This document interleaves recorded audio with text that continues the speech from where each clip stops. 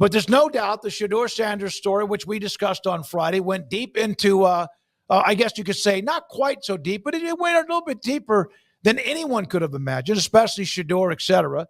But Mel Kiper, I want you guys to give me your feedback on this, and then I'm going to play this audio clip that I saw from Kyle Brandt. We do have Chris Cartman today at around 3:40, 3:45 on Arizona State wrapping up their spring. Was Mel Kiper, did he get so personally and emotionally involved that he lost his perspective on Shedeur in the fall? That makes it 45 consecutive drafts that he has gotten, or whatever, since 1984. There's always something. I mean, go back to not drafting Trent Dilfer will be the biggest mistake of your life. He yelled, at the Colts general manager one year. So that's what Mel Kiper does. He only covers one thing.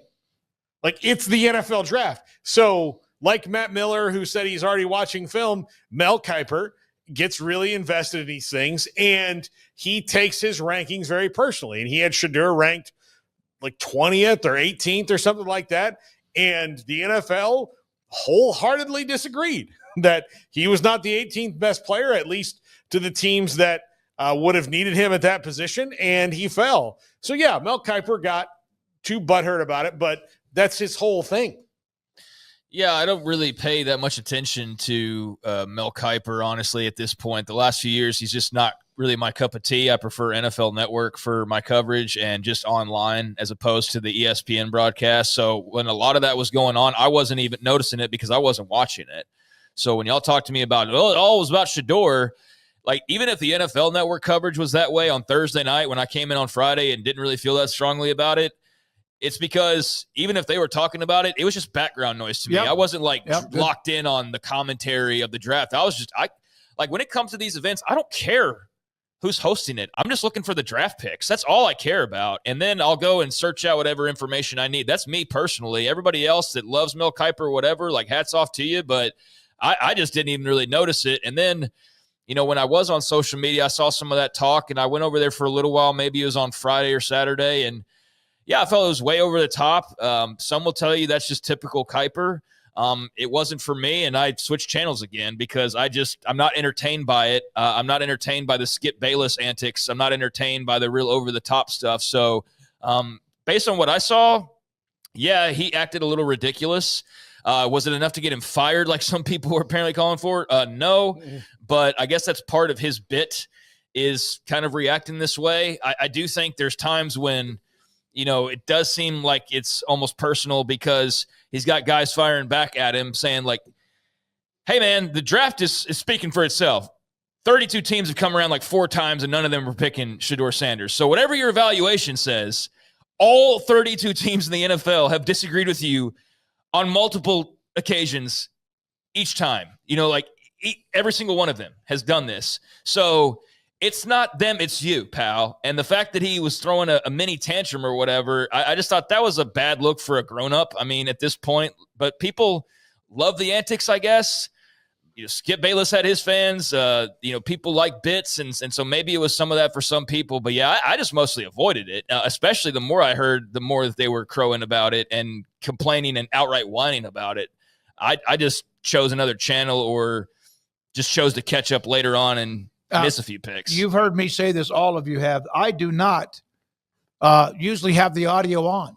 I mean, I'm a broadcaster, co-host of a show, and I mean, audio is a big deal. But most of it now for me is just kind of there, like you said. He got emotionally involved. Remember, he and Robert Irsay back in 1983 got into it. Colts and Irsay and Mel Kiper. He was on a hill he wanted to. He was willing to die, and I appreciate him having that kind of conviction. But Louis Riddick is one of my favorite guys to watch. And if I am listening, he kept trying to explain to Kiper, Mel, this isn't about your opinion. This is not about what you think happened. This is about 32 teams, as you said, Craig, making a decision over and over and over again. This was about, this is what everyone thought. So it got to a point where there's a lot of other people trying to turn it into anything from, was it Shedeur? Was it Dion? Was it Flash and Dash? Was it racism? All of that.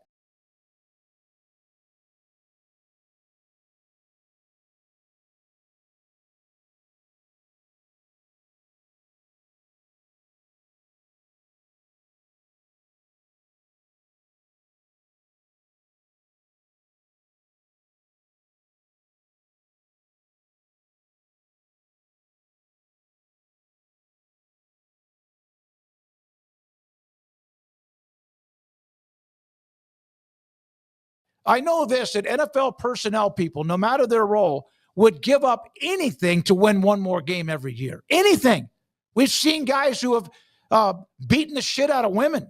Lawrence Phillips got drafted in the top 5 pick. We've seen people with terrible issues in their life get drafted. And I'm not against second or third chances, whatever.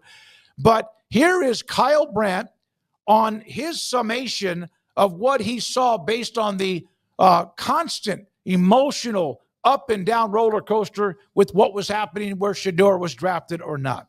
The weekends, this went from a football story to a drunken media story. It became one of these seismic media rodeos where you can sit there and watch people that you've followed for years say things that you know they don't believe.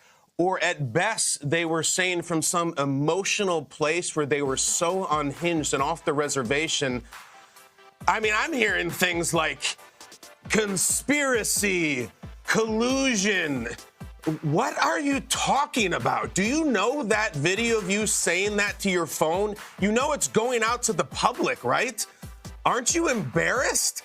Or are you just that happy to see the engagement being churned out by people clicking on the video of a circus clown screaming conspiracy theories? Do you not think that if one team thought Shedeur Sanders would help them win one more game than the other guy, that they wouldn't immediately draft him? They would. I promise you. These coaches, these GMs are obsessed, desperate, nomadic people who just want to win games and not move their families to another city after they're fired. It has become this whole thing one of these media events where the public discourse is so off-putting that it makes fans root against Shedeur just because they're so turned off by the way media members are screaming about him. It's sad and it's stupid. And when something is this far gone, like this story has been onto planet Mars, this far into the ether, this so reckless in the commentary, you got to search for some simple truths, just a few simple footholds, okay? And here's where I come out. No teams loved Shedeur in the draft. Nobody loved him as a player. If anybody loved him, they would have drafted him way earlier. Maybe some liked him, but nobody loved him. And I think that if you are drafting a player, a guy to not be a starter, later rounds, you're not drafting this quarterback to be a starter, you're bringing him as a backup, I suspect that some teams didn't want the extra things that accompanied Shedeur. They didn't want the attention for a backup quarterback, the media for a backup quarterback, the huge megaphone that backup quarterback's father possesses and is not afraid to use. A starter? Sure, why not? We'll put up with it. But we don't love him as a player, so we're not going to draft him in round after round after round because all the other stuff for a backup, the juice is not worth the squeeze. I don't know if that is a bat bleep insane enough take to keep up with all the front runners talking about Shedeur right now, but that's my only practical reaction to what happened, and I hope that's enough. I heard a bunch of different people, no grading, no checklist, no like A, B, C, or F about who's right or wrong. Everybody has their own opinion, but I thought that one from Kyle Brandt summed it up, at least for me, pretty well. Yeah, I mean, I just think that's social media now. Like, that's why I totally understand its purpose, but everything is just driven towards a reaction. Nobody, like, maybe we're just unique in this. I say how I feel on everything. I am not pandering to anybody. To the point of probably hurting myself. And that's fine because at least I can go and look at myself in the mirror. But there's a lot of people that are just pandering.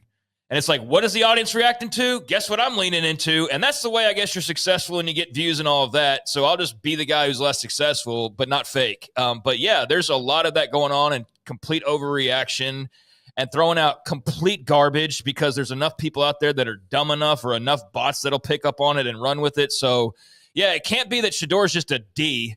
You know, he's a D head that is arrogant and people don't want him on their team. It's got to be like some massive conspiracy against the Sanders family or whatever. I think that he boiled it down. The simple truth is just too many concerns about Dion and being a helicopter parent. Is he going to take my job if I'm the NFL head coach that drafts his kid?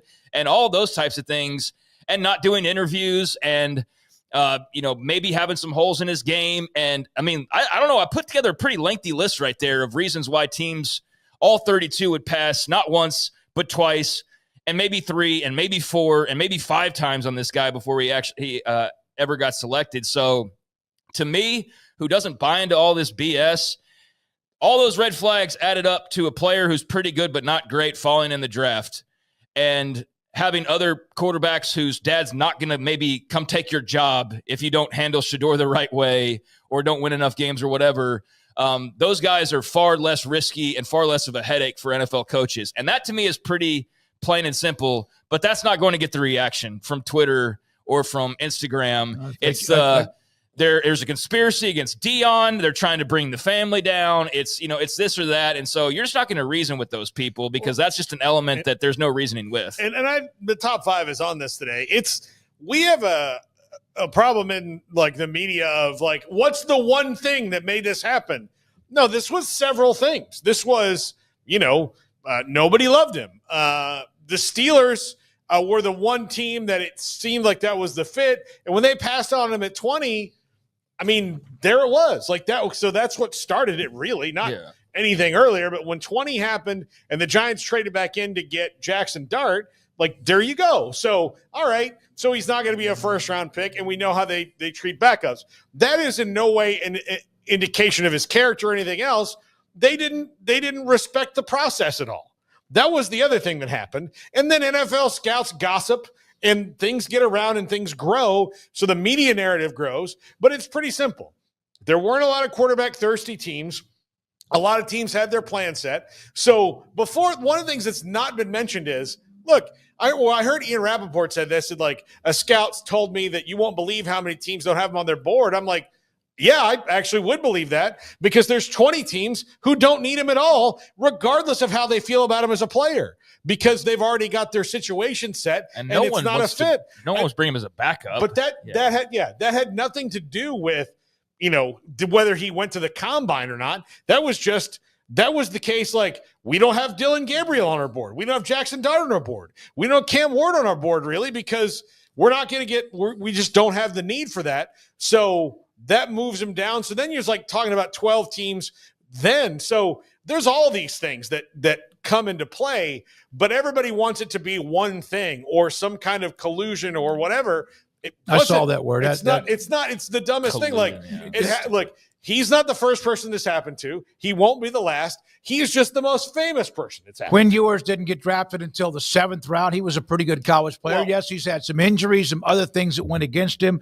Thank God for Shedeur and maybe Quinn that the quarterbacks coming out next year weren't available because they may never have been even in the conversation. Well, that's another thing that was interesting about this draft is that no quarterback who came out early got drafted in the first, 7 rounds or 5 rounds, so Shedeur and Quinn Ewers still had eligibility left. And that's usually not been the case, but this wasn't a great year for quarterbacks, and NIL and transfer portal have changed that significantly where guys stick around. Yep. All right. We have to put a bow on it, Craig. Quinn Ewers' backdrop was really interesting. Looked like a freaking zoo, like literally a zoo of dead animals behind him. So looked like a big cabin up in Montana. Yeah, I don't know what the family did originally, but they clearly have safari money because there was a whole ass wall behind Quinn Ewers of every animal you could think of that's been killed by a member of the Ewers family and stuffed, apparently. So that was a...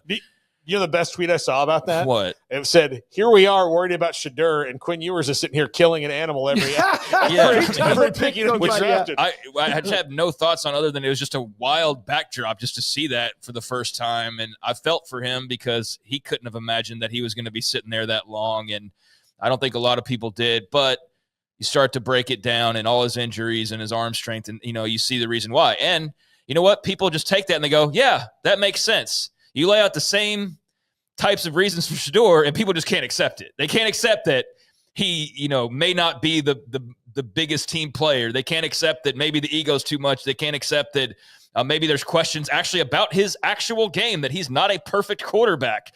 They can't accept that, maybe the head coach doesn't want to have a helicopter parent that's going to come and take his, there's a mile list of reasons that were given over the weekend as to why, but he's just a player that the people who support him can't just take that as the answer. It's got to be something grander and more conspiracy-like, and that's just really unfortunate because I think that only feeds into the wrong mindset to have.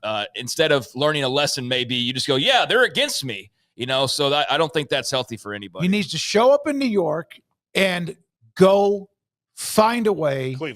Cleveland, excuse me. Go find, New York it would have been. Go find a way to get it done, and if he can, good for him. If he can, a lot of millions of people staring at his name, trying to figure out what's going to happen with him. Which also he brought that on a lot of that himself. Go prove them all wrong. Yep, prove them wrong.